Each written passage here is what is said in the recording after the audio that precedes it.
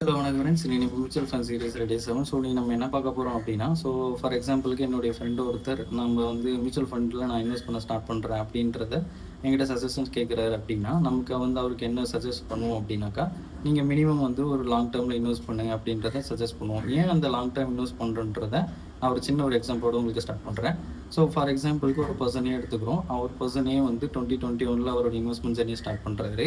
So அவர் இப்போ கரண்ட்டாக நம்ம பீரியட் எடுத்துக்கிட்டோன்னா அவர் 5 இயர்ஸ் அவர் கம்ப்ளீட் பண்ணியிருப்பார். ஓகேங்களா? ஸோ அவருடைய பர்சன்டேஜ் ஓவரால் பர்சன்டேஜ் ஒரு 15% கூட இப்போ ஒரு ரீசன்ட் டவுன் வந்ததில் அவருடைய போர்ட்ஃபோலியோ ஸ்டில் பாசிட்டிவ்ல இருக்கும், ஒரு லிட்டில் பிட்டோடைய எர்னிங்ஸோட. ஓகேங்களா? தென் செகண்ட் பர்சன் பி எடுத்துக்கிட்டோம் அப்படின்னா, அவர் பர்சன் பி 2024 அவருடைய இன்வெஸ்ட்மெண்ட் ஜர்னியை ஸ்டார்ட் பண்ணுறாரு. ஸோ அவருடைய ஏர்னிங்ஸை டில் கம்பேர் பண்ணும் ஒரு 20% டவுன் அப்படி எடுத்துக்கிட்டோம்னா அவருடைய போர்ட்ஃபோலியோ நெகட்டிவ்ல இருக்கும். ஸோ இதுக்கு என்ன கம்பேரிசன் அப்படின்னா, ஸோ நீங்கள் லாங் டேர்ம் இன்வெஸ்ட் பண்ணீங்கன்னா மார்க்கெட் வாலட்டிலிட்டி அப் அண்ட் டவுனுக்கு ஏற்ற மாதிரி உங்கள் போர்ட்ஃபோலியோ ஆவரேஜில் இருக்கும்.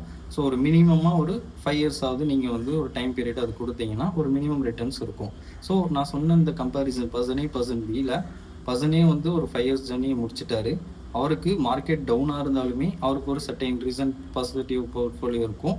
பட் பர்சன் பி ஸ்டில் ஒரு 5 இயர்ஸ் கூட கம்ப்ளீட் பண்ணாததால் அவருடைய மார்க்கெட் வாலட்டிலிட்டி அதிகமாக இருக்கிறதுல அவருடைய போர்ட்ஃபோலியோ நெகட்டிவ்ல போகிறதுக்கு சான்சஸ் இருக்குது. ஓகே.